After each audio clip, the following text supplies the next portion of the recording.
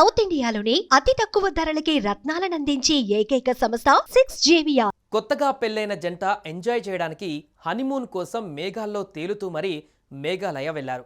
ఆ జర్నీ ఎప్పటికీ పదిలంగా గుర్తుండిపోవాలని అనుకున్నారు. కానీ ఆ జంట కలలు మేఘాల మాయమైపోయాయి.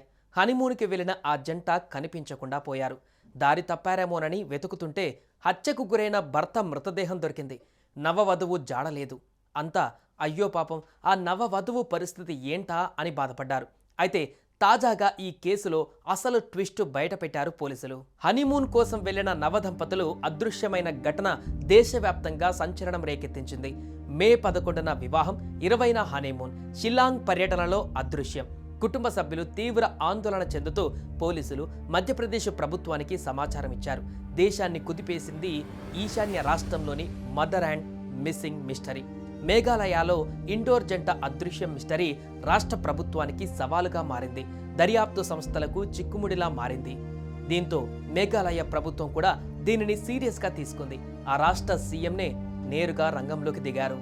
దేశాన్ని, రాష్ట్రాన్ని తీవ్ర దిగ్భ్రాంతికి గురిచేసిన ఈ కేసును మేఘాలయ పోలీసులు కేవలం 7 రోజుల్లోనే ఛేదించారు. ఇండోరుకు చెందిన రాజా రఘువంశీని అతని భార్యే కిరాయి హంతకులతో హత్య చేయించిందని పోలీసులు తెలిపారు. రాజా రఘువంశీ ఫ్యామిలీ మధ్యప్రదేశ్ ఇండోర్లో ట్రాన్స్పోర్ట్ బిజినెస్ చేస్తుంది. మే 11న సోనంతో అతని పెళ్లయింది. 20న హనీమూన్ కోసం కొత్త జంట మేఘాలయకు వెళ్లారు. మే 22న ఓ 2-వీలర్ అద్దెకు తీసుకొని మౌలా కియాత్ అనే విలేజ్కి వెళ్లారు. అక్కడ స్కూటీని పార్క్ చేసి లివింగ్ రోడ్ వంతెనని చూడ్డానికి వెళ్లారు. రాత్రి అక్కడ స్టే చేసి తర్వాత రోజు మార్నింగ్ బయటికెళ్లారు. ఆ తర్వాతే వీరిద్దరూ కనిపించకుండా పోయారు. 11 రోజుల తర్వాత సోహరాలోని ఓ వాటర్ ఫాల్ దగ్గర లోతైన లోయలో రఘువంశీ డెడ్ బాడీని గుర్తించారు.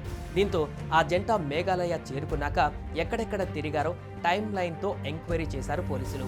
మే 21 సాయంత్రం 6 గంటలకు రఘువంశీ, సోనం మేఘాలయ రాజధాని షిల్లాంగ్లోని బాలాజీ గెస్ట్ హౌస్కు వెళ్లి అక్కడే స్టే చేశారు.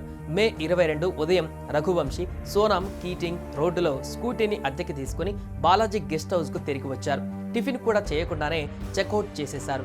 మే 25కు తిరిగి వస్తామని, రూమ్ అవసరమైతే ఫోన్ చేస్తామని మేనేజర్కు చెప్పారు. షిల్లాంగ్ నుంచి స్కూటీపై చిరపుంజికి 2 లగేజీలతో స్టార్ట్ అయ్యారు. మే 22 సాయంత్రం తూర్పు కాశీ హిల్స్లోని మౌలా కియాట్ విలేజ్కి చేరుకున్నారు. రఘువంశీ, సోనం టూరిస్టుల కోసం కేటాయించిన పార్కింగ్ ప్లేస్లో స్కూటీని పార్క్ చేశారు. నోంగ్రియాట్ గ్రామంలోని షిపారా హోమ్ స్టేకు ట్రెక్కింగ్ చేయడానికి లోకల్ గైడ్ని ఏర్పాటు చేసుకున్నారు. మే 23 ఉదయం రఘువంశీ, సోనాంలు షిపారా హోమ్ స్టే నుంచి చెక్అవుట్ చేసి గైడ్ లేకుండానే మాహ్లా కియాట్కి వెళ్లారు. అదే రోజు మాహ్లా కియాట్ నుంచి స్టార్ట్ అయ్యి మాయమైపోయారు. దీంతో గైడ్ ఇచ్చిన సమాచారంతో పోలీసులు పరిసరాలలో గాలించారు.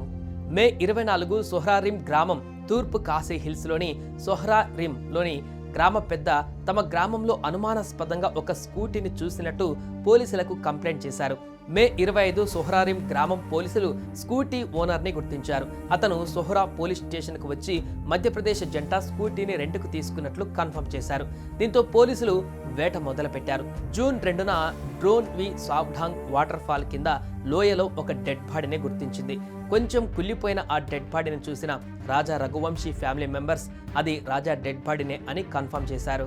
అయితే ఓ టూరిస్ట్ గైడ్ ఇచ్చిన సమాచారం ఈ కేసులో కీలక మలుపుగా మారింది. ఈ కపుల్ మిస్సింగ్ రోజు వారి వెంట మరో 3 అబ్బాయిలు ఉన్నట్లు టూరిస్ట్ గైడ్ చెప్పాడు. రాజా రఘువంశీ, ఆయన భార్య సోనం మే 23న ఉదయం 10 గంటల టైంలో నాన్గ్రియాట్ నుంచి మావ్లా కియాట్ వైపు మెట్లెక్కుతుండగా ఆ గైడ్ చూశాడు. 4 అబ్బాయిలు ముందు నడుస్తుండగా మహిళ వారిని ఫాలో అవ్వడం చూశాడు. అంతేకాదు ఆ 4 హిందీలో మాట్లాడుకుంటున్నారని గైడ్ చెప్పడంతో ఈ కేసు చిక్కుముడి వీడింది. అతను ఇచ్చిన సమాచారంతో ఒక్కో లీడ్ పట్టుకొని ఎంక్వైరీ చేస్తే చివరికి సోనంను దోషిగా తేల్చారు. మొత్తానికి లోయలో జరిగిన క్రైమ్ థ్రిల్లర్ మూవీని తలపించిన ఈ క్రైమ్ కేసును సాల్వ్ చేసింది పోలీస్ టీం. సోనంపై IPC 302, 120B, 201 వంటి సెక్షన్ల కింద కేసు నమోదైంది.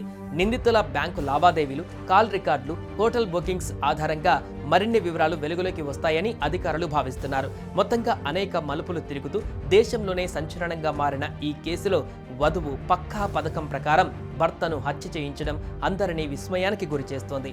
హనీమూన్ తనకు మరణశాసనంగా మారుతుందని ఆ నవ వరుడు ఊహించలేకపోయాడు. సుమన్ టీవీలో మీ పర్సనల్ అండ్ బిజినెస్ ప్రమోషన్స్ కోసం కింది నెంబర్కి కాంటాక్ట్ చేయండి.